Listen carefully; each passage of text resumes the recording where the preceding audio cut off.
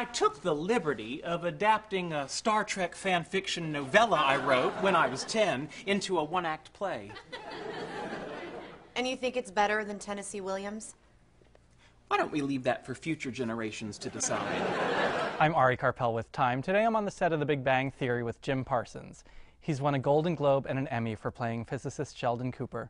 Jim, thanks so much for letting us come to the set of your show. Thank you for coming to my home away from home. So our first question comes from Julia Hall from Madera, California. How do you manage to make a character who could be easily unlikable, likable?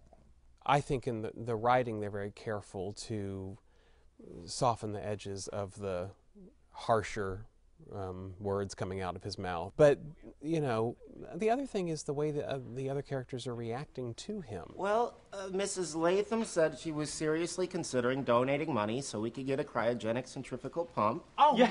wow! And then she stuck her tongue down my throat. Why? Okay, we can't keep explaining everything. Read that book we got you.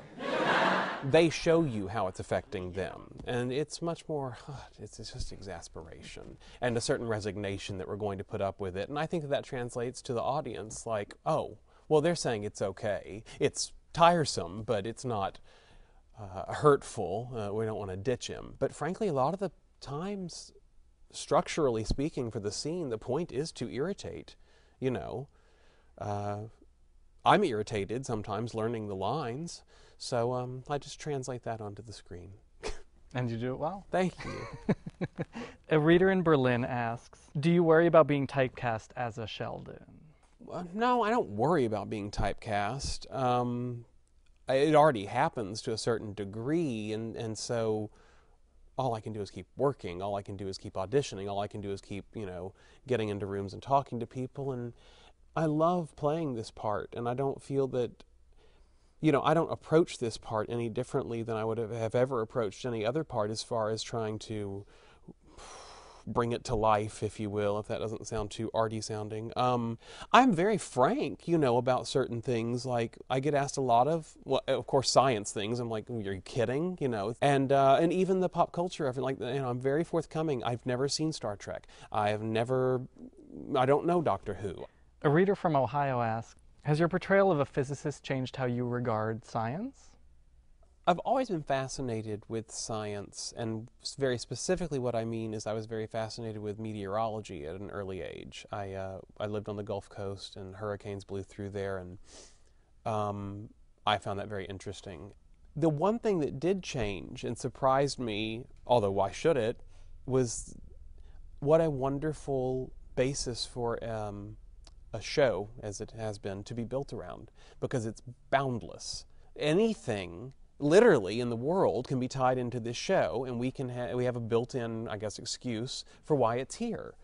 So there's a lot of colors on that palette to deal with. As well, there should be. Science is everything, you know. But I'm not watching more Nova. And Dennis Cross from Dixon, Missouri wants to know, how did you lose your Texas twang? Well, I didn't lose my Texas twang completely. I know on the show it comes out sometimes, and sometimes I'm given free rein when there's a Texas conversation going on, you know. And I can only imagine that's where they got that from, that Sheldon's from Texas. We've got to do something with this dialect. Can you turn it on and off at will? To a degree, it would take more study. Like, what can I try and do in Southern right now? In Southern. And like if I'm talking to my mom on the phone and everything, and that's what it is. There's sort of a drawl in it and what have you. And I don't know if this is exactly right or not. Now I'm thinking about it. It reminds me of that commercial on TV where she goes, there's a pothole and she's talking. She goes, oh, did I do that?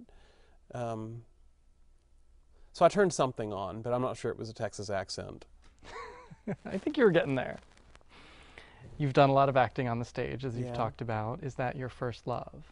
Yes, and I would love nothing more, and I'm actively trying to see a way to get back the right fit, the right situation to do a New York play. That being said, part of it was just happenstance in that I wasn't doing anything in front of a camera. You know, at an early theater was the thing, my only outlet for whatever this odd desire was on my part. I didn't know camera work. Although when I was very little, I used to say I wanted to be a movie star again and again, and that's not what I meant. You know, I just wanted to act, and I guess I didn't know the word actor. The final question comes Yes. from me. Uh-huh. I want to know, Sheldon has a catchword, and I'm curious if the first time it was in a script, whether you knew it was going to be a catchword or it just sort of evolved that way. Bazinga! I didn't know we would ever see it again. It was, I don't remember the actual script. It was at least 2 seasons ago now. And they'll bandy about certain things, the writers will, while you're standing there. And Lee Aronson was the one who, they were just trying to find something for me to say at the end of whatever it was, and bazinga was his thing. It was like, yeah, that's just ridiculous enough, let's do it. And I love it. I think it's such a unique word. I just find it irresistible, which is probably why it became more of a kind of a catchphrase, you know. I would have never thought I wanted to be associated with a catchphrase, and perhaps I shouldn't. But there's something very forgiving about this one. Maybe it secures your place in TV history. I hope so. Bazinga. Thanks, Jim. Thank you very much. So nice to see you. It's good to see you too. Thanks for visiting. Sure. Thanks for having us. Bazinga! Bazinga! Bazinga! Bazinga! Bazinga!